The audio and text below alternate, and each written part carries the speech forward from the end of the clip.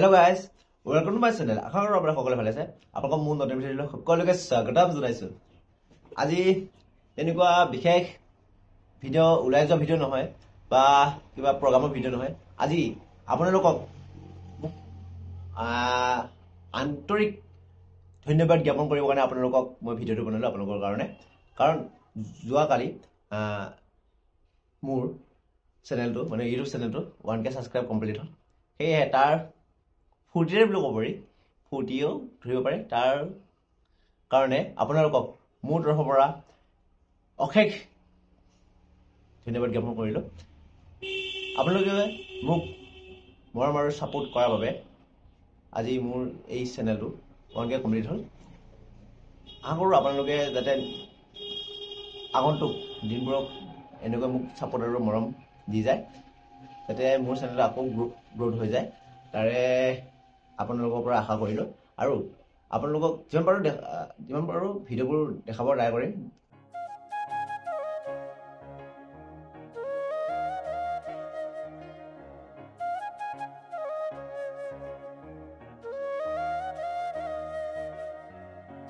যদি ভুল হয় আপোনালোকে মোক দেখাই দিব এইটো ভুল হৈছে বা ক্ষমা কৰি দিব।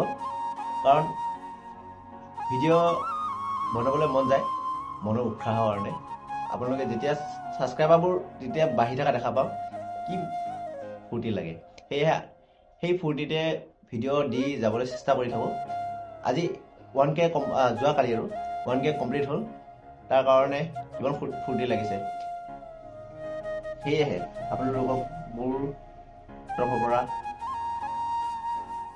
কি ক'ম আৰু ক'ব পৰা নাই, ভাষা নাই বাৰু, মানে কি ক'ম, অশেষ ধন্যবাদ জ্ঞাপন কৰিলোঁ। থেংক ইউ ছ' মাছ। আগন্তুক আপোনালোকক ভিডিঅ' দি যাবলৈ চেষ্টা কৰিম, আপোনালোকে মোক ছাপোৰ্ট কৰিব আৰু নতুনবোৰে মোৰ চেনেলটো ছাবস্ক্ৰাইব কৰি দিব, যাতে আপোনালোকেও মোৰ ভিডিঅ' দেখা পায়। লগতে তাত থকা বেল আইকনটো ক্লিক কৰি দিব, যাতে আপোনালোকৰ মাজত সোনকালে মোৰ ভিডিঅ'টো যায় পাইগৈ, নটিফিকেশ্যনত আহি যায়গৈ। সেয়েহে ভিডিঅ'টো ছাবস্ক্ৰাইবটো কৰি দিব আৰু আজি সেয়াই ভিডিঅ'টো বনালোঁ। মোক কেনেকুৱা লাগিছে কমেণ্ট কৰি জনাবচোন। এইটো যোৱা 3-4 দিনৰ আগত মই জোনবিল মেলালৈ গৈছিলোঁ। আপোনালোকে ভিডিঅ'ত দেখা পাবই নিশ্চয়। তো ভিডিঅ' দিয়া হোৱা নাই কাৰণ এডিটিং মাৰি আছোঁ। সেয়েহে যোৱা 3-4 দিনৰ আগত মই জোনবিল মেলালৈ গৈছিলোঁ। তো নতুন কাপোৰ, নতুন ড্ৰেছ মানে আৰু নতুন ড্ৰেছ। এইটো টি চাৰ্টটো নতুন, এইটো টি চাৰ্টো নহয়, কি ক'ম আৰু, এইটো চুৱেটাৰো নহয়, তেনেকুৱা আৰু। তো ফুল টি চাৰ্ট বুলি ক'ব পাৰি। তো দুইটা লৈছোঁ। কেনেকুৱা লাগিছে কৈ জনাব, ভাল লাগিছে নে বেয়া লাগিছে। তো যিমানখিনি পাৰোঁ আপোনালোকক ট্ৰাই কৰিম দেখাবৰ কাৰণে। আপোনালোকে আশীৰ্বাদ কৰিব যাতে আকৌ মই আপোনালোকৰ মাজত নতুন ধামাকাদাৰ ভিডিঅ' আনিবলৈ পাৰোঁ, তাৰে আশীৰ্বাদ কৰিব। তেতিয়া গাইজ আপোনালোকক কথা এটা কওঁ আৰু, মই যেতিয়া ইউটিউব চেনেলটো ক্ৰিয়েট কৰিছিলোঁ তেতিয়া মই এটা কথা ভাবি থৈছিলোঁ আৰু, যেতিয়াই মোৰ 1K কমপ্লিট হ'ব তেতিয়াই মই গছপুলিৰ ৰোৱাৰ প্ৰচেছটো আৰম্ভ কৰি দিম বুলি ভাবি আছিলোঁ। সেইটো আপোনালোকৰ মাজত ব্যাখ্যা কৰি দিওঁ। আপোনালোকে কমেণ্ট কৰি জনাব। মানে আপোনালোকে যদি ইয়েছ কয় তেতিয়াহ'লে মই মোৰ যিটো ভাবি থকা কামটো তেতিয়াহ'লে আগবাঢ়িব পাৰিম। মানে যদি আপোনালোকে যদি না বুলি কয় তেতিয়াহ'লে মই সেইটো কাম কৰিমেই বাৰু, কিন্তু মই সেই ভিডিঅ' যদি মই কেতিয়াবা বনাব লগা হয় তেতিয়া মই সেই ভিডিঅ'টো নবনাওঁ। যদি আপোনালোকে ইয়েছ বুলি কয় বা কথাটো আপোনালোকে যদি ভাল পায় তেতিয়া মোক মতামত দিব, কমেণ্টত জনাই দিব। সেই কথাটো আপোনালোকৰ মাজত এতিয়া ব্যাখ্যা কৰিবলৈ লৈছোঁ। মানে আজিকালি প্ৰায় গছ কটা মানুহ বহুত বেছি আৰু ৰোপণ কৰা মানুহ বহুত কম। আৰু ৰোপণ কৰিলে চোৱা চিতা কৰাটো মেইন কথা, ৰোপণ কৰিলে নহ'ব। আজিকালি ডেভেলপ হৈছে কিন্তু পৃথিৱীখন ধ্বংস কৰি ডেভেলপ হোৱা হৈছে ন। সেয়েহে মই ভাবিছোঁ গছপুলি ৰোপণ কৰোঁ।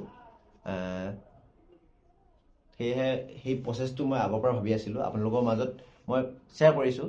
আপোনালোকে কেনেকুৱা কমেণ্ট কৰি জনাব, ভাল হ'ব নে বেয়া হ'ব। কিন্তু আপোনালোকে কমেণ্ট কৰাৰ পিছতহে মই প্ৰচেছটো ষ্টাৰ্ট কৰিম। কমেণ্ট মানে আপোনালোকে যেতিয়া আপোনালোকে কথাষাৰ মানি ল'ব তেতিয়াহে। গাইজ মই এটা চৰ্ত ৰাখিছোঁ, চৰ্তটো কেনেকুৱা আপোনালোকৰ মতামতৰ ওপৰত ডিপেণ্ড কৰিব। চৰ্তটো কৈ দিছোঁ আৰু মই ভাবিছোঁ যে 100টা ছাবস্ক্ৰাইবৰ বিনিময়ত এডাল গছপুলি।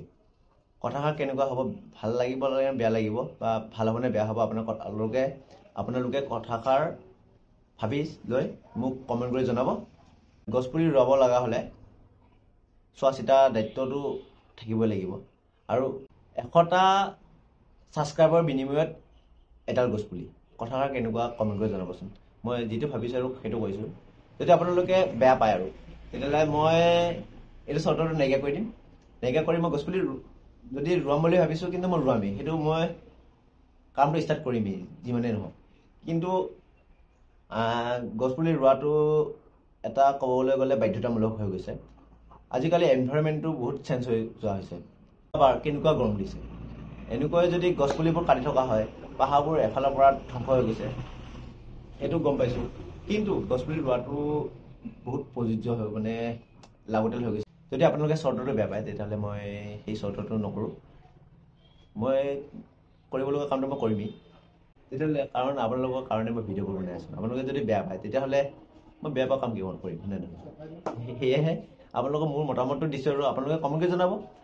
ভাল হ'লেতো মইতো আছোঁৱেই, যদি বেয়া হয় তেতিয়াহ'লে কৈ দিব। মই সেই কামটো কেতিয়াও নকৰোঁ।